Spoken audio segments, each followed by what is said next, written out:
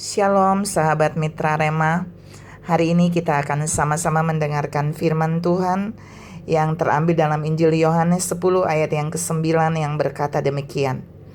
Akulah pintu, barang siapa masuk melalui aku, ia akan selamat dan ia akan masuk dan keluar dan menemukan padang rumput. Demikianlah firman Tuhan, dan firman ini akan sama-sama saudara dan saya renungkan hari ini yang saya beri judul Pintu Extraordinary, pintu yang luar biasa. Jadi ada banyak pintu yang saudara dan saya temukan di kehidupan nyata kita, dan saya percaya semua pintu itu masih dalam standar pintu yang ordinary, pintu yang biasa. Is okay, ada banyak pintu yang canggih yang bisa terbuka sendiri, tapi itu sudah biasa. Ada banyak pintu yang menggunakan tombol, waktu kita menekan dan pintu itu terbuka. Ada banyak pintu yang menggunakan kartu elektronik, waktu kita dekatkan pada bagian pintu dan kemudian terbuka. Is okay, itu masih biasa karena banyak orang juga tahu itu. Tapi tahukah saudara, kita punya pintu yang extraordinary, pintu yang luar biasa. Dan pintu yang luar biasa ini saya mau share buat saudara pagi ini. Kenapa pintu ini extraordinary? Yang pertama, karena pintu itu bukan pintu yang mati, tapi pintu yang hidup.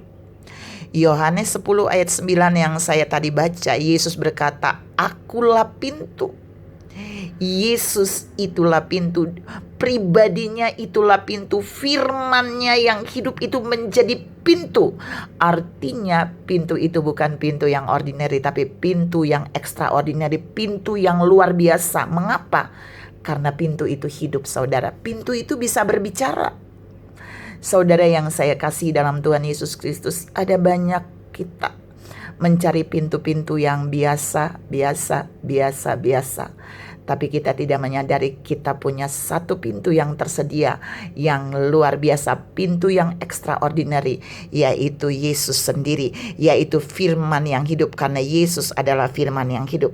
Ini yang pertama. Yang kedua, pintu yang extraordinary ini dia memiliki dua fungsi ganda sekaligus. Yesus bilang kamu akan masuk dan keluar. Jadi dialah pintu dan kita bisa masuk dan keluar melalui dia. Masuk kemana? Keluar kemana? Kita bisa masuk ke setiap bagian yang dunia tidak bisa menyediakannya bagi kita. Dan kita bisa mendapat jalan keluar yang dunia menutupnya bagi kita. Yesus menjadi pintu masuk dan pintu keluar bagi saudara dan saya.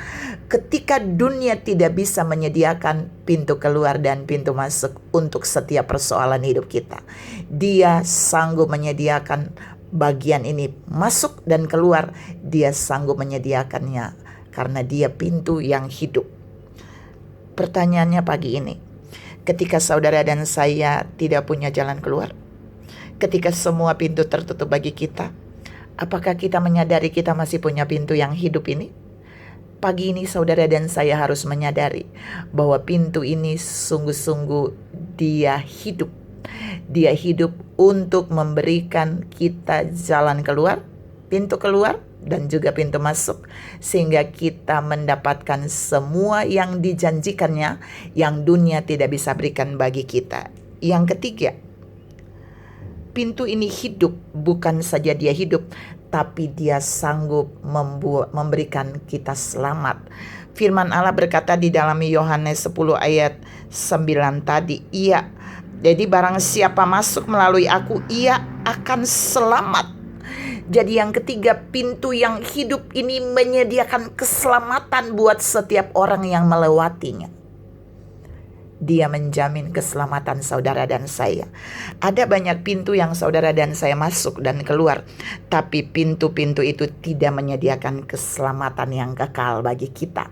Tapi hebatnya, pintu ini menyediakan keselamatan yang pasti dan keselamatan yang kekal, yaitu pribadi Yesus sendiri. Yang terakhir saudara, pintu yang extraordinary, pintu yang luar biasa ini, dia ternyata jika saudara dan saya masuk dan keluar melalui pintu ini, kita akan menemukan padang rumput. Saudara tahu nggak, dalam terjemahan ayat ini, kita lihat terjemahan lain, padang rumput itu itu tersedia makanan yang dinikmati, yang bisa dinikmati oleh domba-domba. Bukankah saudara dan saya adalah domba gembalaan Yesus?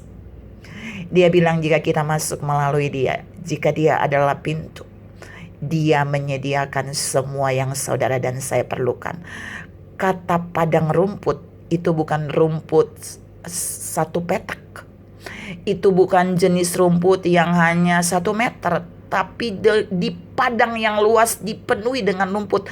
Jadi Dia menyediakan bagian yang banyak, yang melimpah, yang unlimited bagi domba-domba yang melewati pintu itu.